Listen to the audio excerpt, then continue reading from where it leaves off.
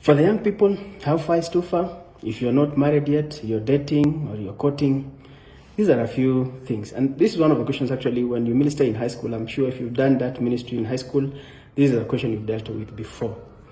And this question is interesting because we are thinking of there is a line here and then we need to know how far can I come before I cross this line and this thing becomes sin. So you're relating with someone, you're dating, and you're wondering, is hugging sinful? Is kissing sinful? Is petting sinful? Where does sin begin in my expressing those emotions to the person of the opposite sex? First and foremost, if you're in high school or in school, even in college, you're not yet getting married in the next 2 or 3 years, please, dating is not for you. Just make that call, make that call or meet that person and tell them, let's meet after 2 years or 3 years after you're done with school.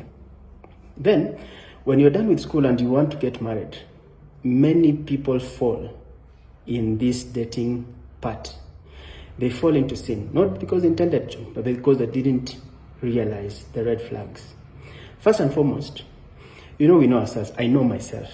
So rather than asking, is hugging bad or is kissing bad? I know myself.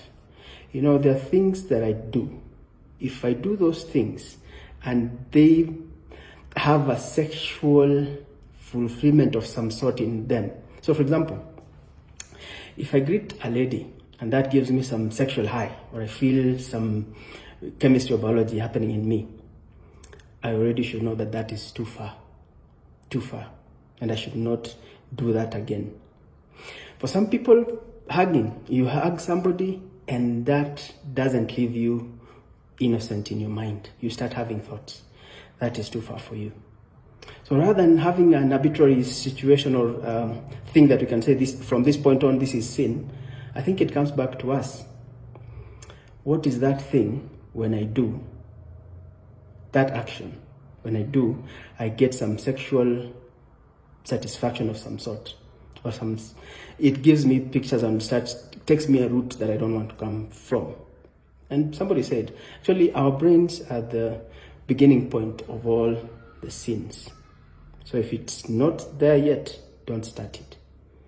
And this way, that line would already have been marked, because it will not be an arbitrary line, but it will be in your heart. You and Jesus know how far is too far.